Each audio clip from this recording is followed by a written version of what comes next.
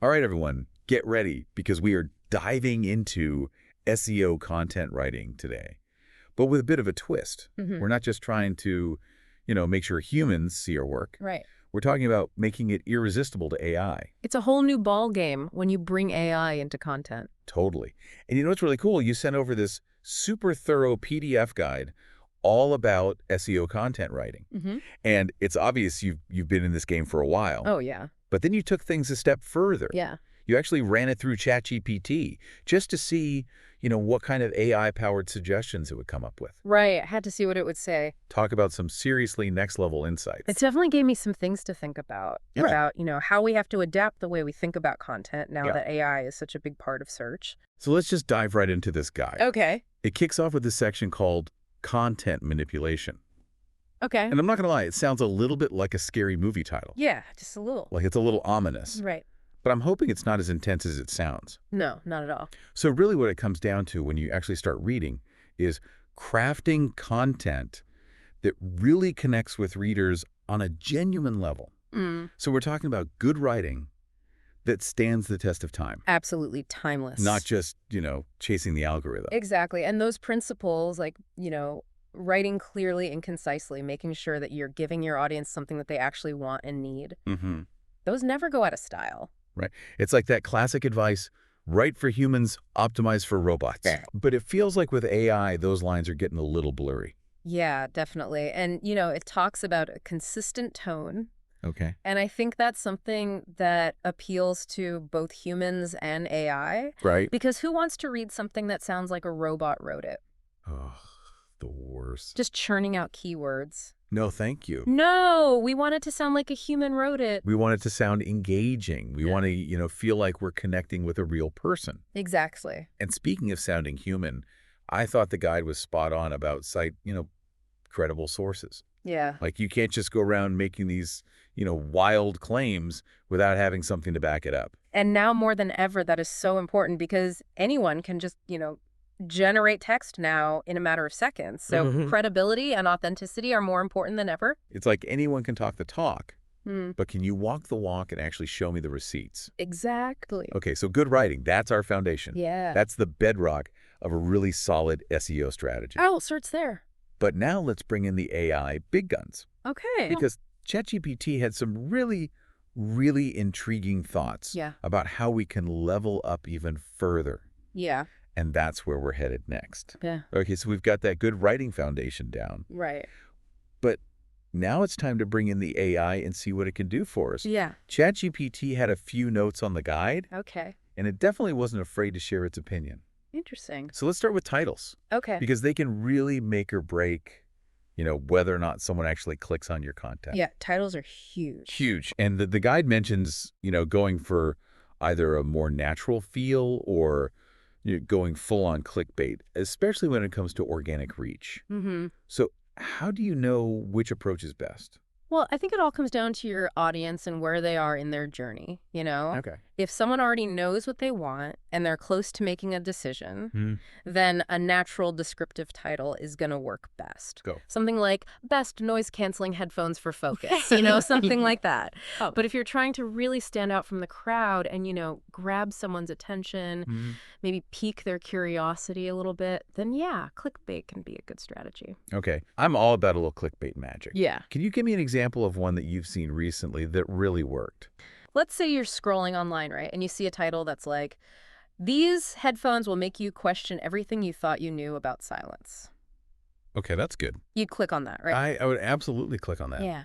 That's good stuff. Because you want to know more. Exactly. So yeah, clickbait can be really effective. So speaking of digging for gold, which is kind of what clickbait is, Right. the guide's take on keyword research, I felt like I needed a map and a compass. Yeah.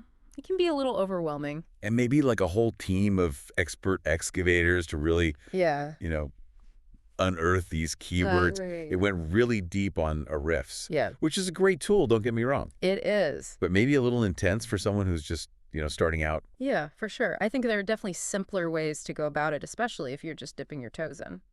Okay, so what are some like free or more beginner-friendly alternatives? Answerthepublic.com is a fantastic one. What? It's free. And it basically shows you the questions that people are actually asking online Oh, it's good. related to your topic. I like that. And then you can also use Google itself. Okay. Like you start typing in your topic and you see what Google suggests. Oh, the autocomplete. Yeah.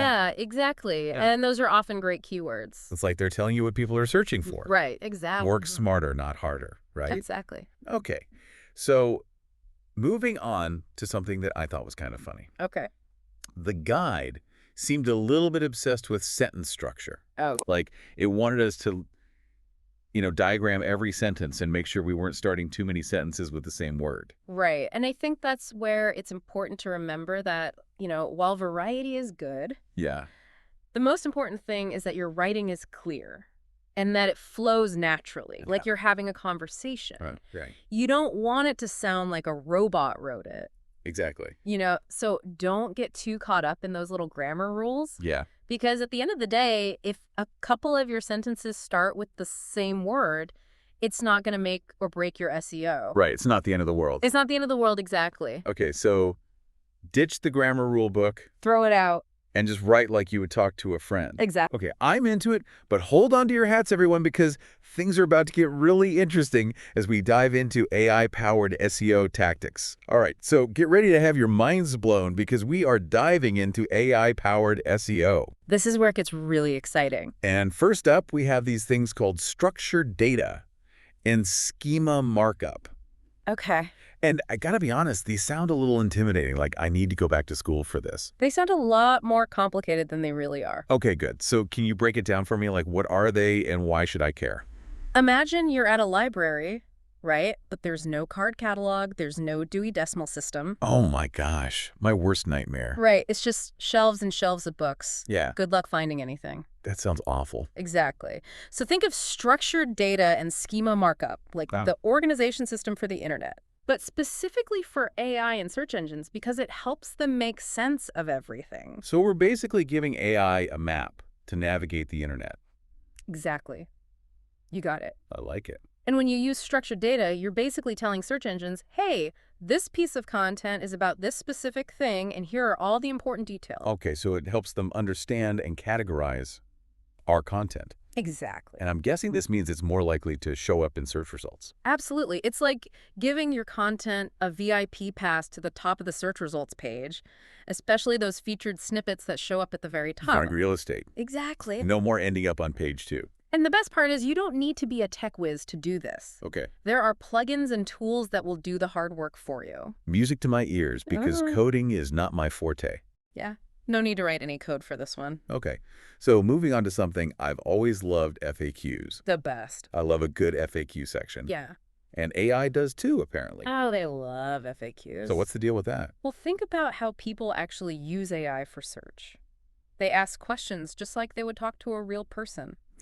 And FAQs are the perfect way to answer those questions directly. So we're not just giving information, we're anticipating what people will ask and then giving them the answer. Exactly. Okay, I can see why AI loves that so much. It's all about having that conversation with your audience. Love it. Okay, last but not least, we got to talk about semantic HTML. All right. I know we said no coding degree required, Right.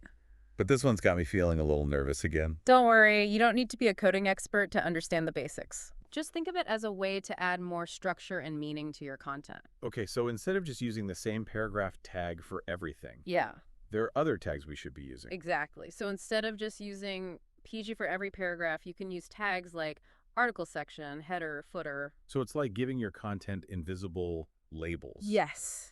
That help AI understand what's what. Exactly. Wow, we covered a ton of ground today. That's a deep dive for It you. really was a deep dive. Oh, yeah. So much good stuff. But if you're only going to remember one thing from today, what should it be? Write with both humans and AI in mind. Think about how people actually use AI for search. They ask questions. Yeah. So write your content like you're answering those questions directly. Make it clear, concise, and helpful, and you'll be well on your way to AI-optimized content that ranks high and gets seen by the right people. Such a good takeaway. This deep dive has been amazing. I hope everyone listening feels as inspired as I do.